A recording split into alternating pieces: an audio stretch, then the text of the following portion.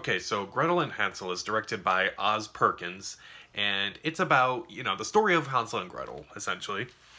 They're brother and sister who come across this house in the woods that's made of candy, and there's a witch inside. And it's basically a dark take on the story of Hansel and Gretel because we desperately needed that. We really need this movie.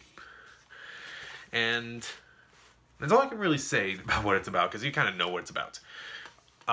Going into this movie, didn't really expect anything from it. The trailers didn't appeal to me that much. The casting didn't really impress me that much. It's like, it was being released on Super Bowl weekend, which is a weekend that's normally designed for movies that are not really going to click with audiences or are just going to be dumped here and just forgotten about.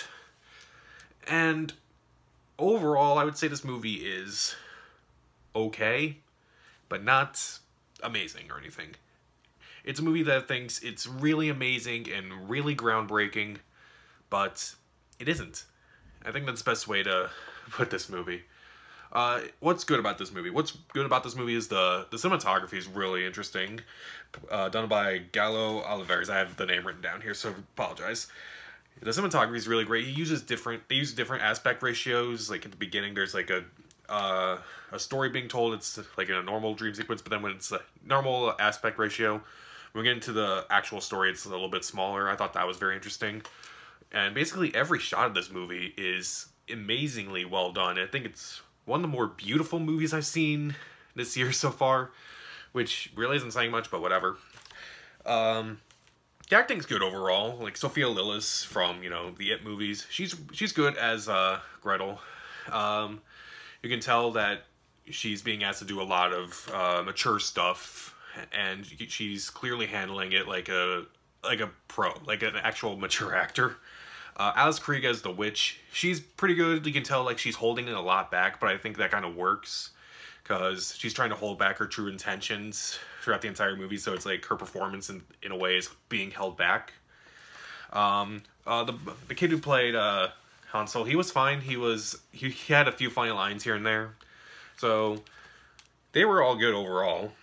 It has a very unique style, very unique approach to this story, and the weird thing about this movie is that it's a very unique way of telling the story, and I've noticed it recently in movies like Countdown and Black Christmas, and it kind of works here, even though I don't know if it really belongs in a Hansel and Gretel movie. It seems odd to me, but it works for what the story we're trying to tell. Like, at first when they kind of introduce, I'm like, oh, that's just gonna crawl under my skin probably more than anything else in this movie. And it's what they deal with throughout the entire movie, and it works overall. Again, don't know if it really belongs in a movie like Hansel and Gretel, but whatever. The music by Rob. I should mention that. In the end credits, they have the credit for the music. It just says music by Rob, and I thought that was hilarious. But Rob, you get all the credit because, well, you get partial credit, I would say. Because the music in the movie sounded very weird, very eerie. Definitely added to the overall atmosphere of the movie. But at the same time, the music is kind of weird. Because, not weird in a bad way. Like, I mentioned it was weird in a good way, but it's also weird in a bad way. Because it's a lot of electronic music. Like, I imagine hearing this music from the Clockwork Orange score. Like when you see a Clockwork Orange and you see the title card and that music is playing. It's kind of like that music for a lot of this movie, which is weird because this movie takes place way, way, way, way in the past. So it doesn't always work for me. I guess that's where I'm beginning with my cons, I guess. The music, even though I thought it was very interesting, very well done, it didn't match with what they were trying to do. It matched what they were trying to do, but it didn't match with the time period. It was just odd. Also, there's a lot of dream sequences in this movie. After watching The Turning, which featured a lot more dream sequences, and I'm like, I got tired of dream sequences in horror movies. I'm getting tired of dream sequences in any movie, really. I'm done with them. They're annoying at this point. Like, at once is fine, but then they do it 3 more times afterwards, and there was this one scene where I thought this was very real, very immersive, very creepy, and then all of a sudden, bam, Gretel wakes up, it's a dream sequence. I'm like, oh, come on, people. And I would say, overall, this movie's not very scary. It's more creepy overall, and it doesn't always work, because it's like, okay, that's supposed to be creepy. I'm not, like, squirming or anything, but I get you're trying to be creepy rather than scary.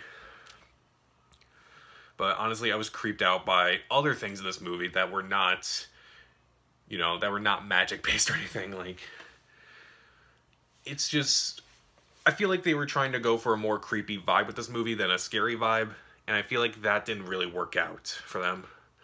But overall, Gretel and Hansel, while it's very well acted, very well shot, it's very well scored, most of it just seems like it doesn't really match with what story they're telling. And at the same time, it does.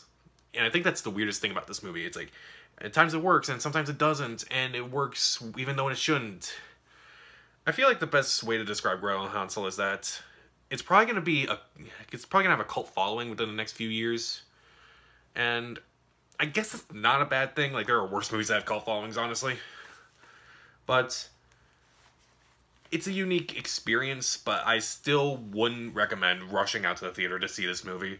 I'll give Gretel and Hansel 2.5 out of 4 stars. Stream it.